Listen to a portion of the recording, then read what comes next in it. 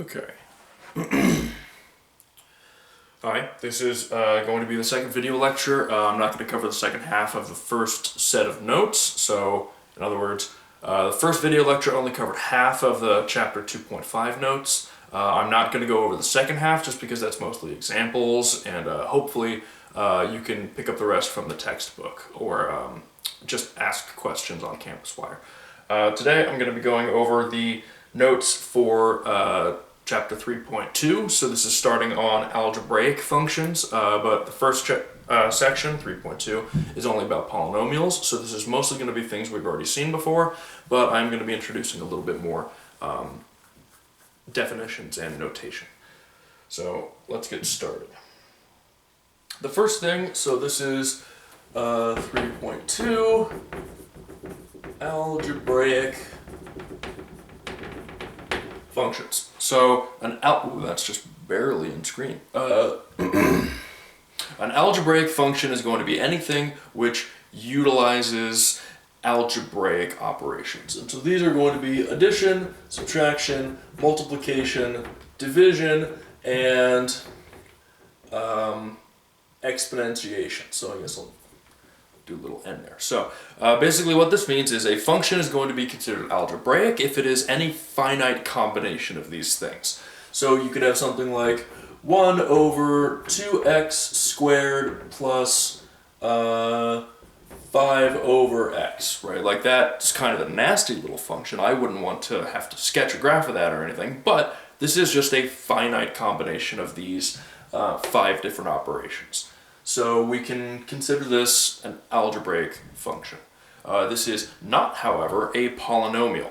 A polynomial is going to be anything which is sort of generally of the form f of x is equal to, and so far we've been using like a and b or a, b, and c, like for a quadratic equation or something. Since we're talking about an arbitrarily large polynomial, we are quickly going to run out of letters in the alphabet. So rather than invoking Greek, because I don't want to, scare anyone, we are going to switch to denoting the coefficients of the polynomial as just sort of a sub the position of that term. So the way that looks is it's going to be a sub n is the coefficient in front of x to the n.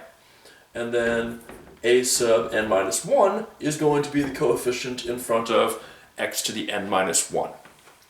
And we just have some combination of these things running all the way down to a2 x squared plus a1 x plus a0. And so these are the coefficients. Basically, a sub I is the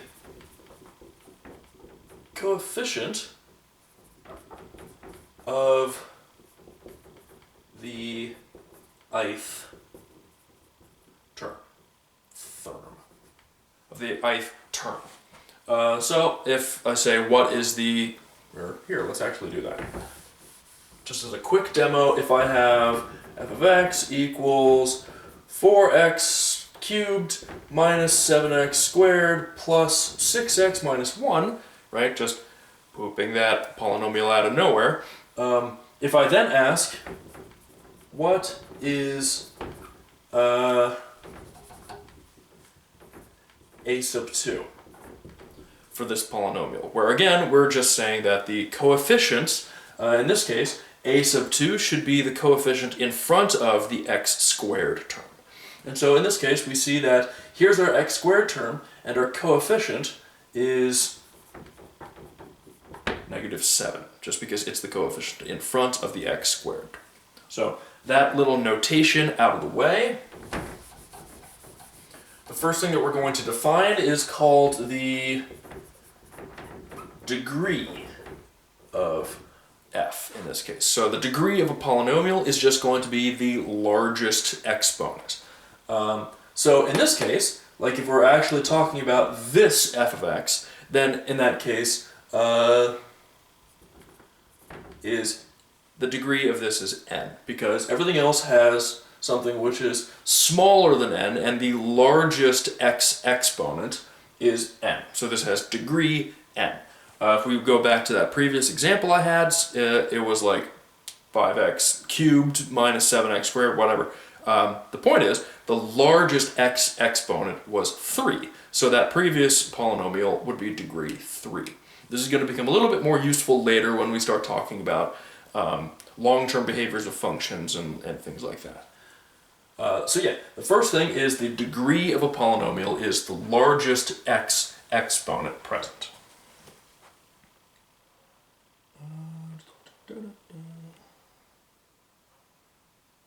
Yeah, so let's just do a little pretty familiar problem. So we want to sketch the graph of f of x equals 5 times x minus 2 cubed, what do I do, plus 1? Oh, plus 2.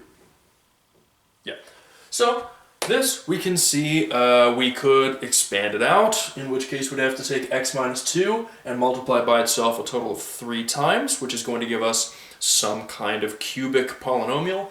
And then we're going to add 2 to that, and we're going to multiply the whole thing by 5. Or technically, multiply by 5 and then add 2. But in order to sketch this, what we really want is something that we can easily relate back to sort of our basic version of the same function. And so when we do this out, this would turn into some kind of cubic polynomial. Right, so I'm not sure exactly what this would turn into or what all of these coefficients are, but because I know I'm going to have at least an x multiplied by itself 3 times, I'm going to get an x cubed. And the only way I'd have anything higher than x cubed is if there was another x in here somewhere. Since there isn't, I know that the highest that this thing can have is going to be 3. So here's where we get to use this idea of the degree of a polynomial helping us with the sketch. So I know that this is going to be some combination of augmentations, and I'm just going to call them shifts, of the basic version of the function, just x cubed. Right? So just as before when we were talking about quadratic equations and we use completing the circle, or we factor things to get to a point where we can relate it back to the basic version, which was just x squared. Here, we can use the fact that we know the degree of this polynomial so that we know what the basic function is. And so we know that the basic function is x cubed, and so we can take the graph of x cubed, which looks something like that, and we can apply these shifts to it to obtain the graph of this function. So, looking at this stuff, what are the augmentations present? And we see that the first augmentation is being done to x itself. And so we have x minus 2. Instead of x cubed, we have x minus 2 cubed. And if we remember from way back, we know that adding or subtracting terms from the x term shifts things right or left. And so here, since we are subtracting 2 from it, it's actually going to cause the whole thing to shift 2 to the right. So we have our basic just x cubed. Now here we have x minus 2 cubed. Just sort of doing it in stages. The next augmentation is we are adding 2 to everything, and so this is going to make the graph shift up or down. In this case, it's going to shift up by 2. So it's a little sloppy, but I'm just going to keep re-erasing and redrawing the stages because I don't want to clutter up our diagram. So before we had it shifted over to the right by 2, now we're going to also shift it up by 2, where this is this point. We've taken the original graph and we've shifted it 2 to the right and now 2 up, and so it looks vaguely like that. The last thing that we're going to have to do is apply the final augmentation, which is to multiply everything by 5. When we do this, this is going to take normal inputs and map them to sort of where they would be if they were 5 times as big. So this, just like with the quadratic, is going to lead it to becoming skinnier. In this case, since it's a cubic, we don't really have a nice way to define the width of it, but this is still going to make it skinny. And so what that looks like is it's going to be something like that, where it's at the same position, right, 2 over 2 up, but now it's 5 times as narrow. And so we can use the fact that we know what the degree of this polynomial is without having to actually do it out and find what these terms are. We know that it's going to be a cubic polynomial because the degree is 3. And then we can use that to look at this as a set of augmentations to the basic version, which is just x cubed. So with that little tiny application of what a degree is out of the way, we can keep going. That was really meant to be just like a little reminder of things. Let's do another one. So the next problem that I have is f of x equals, what is it, x minus 1 times x plus 2 times 3x plus 1 squared.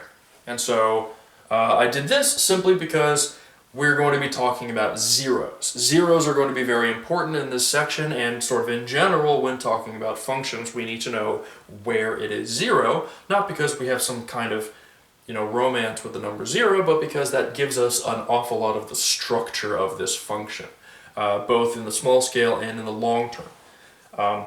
So rather than giving you what this happens to expand out into, I'm just going to keep it in this factored form.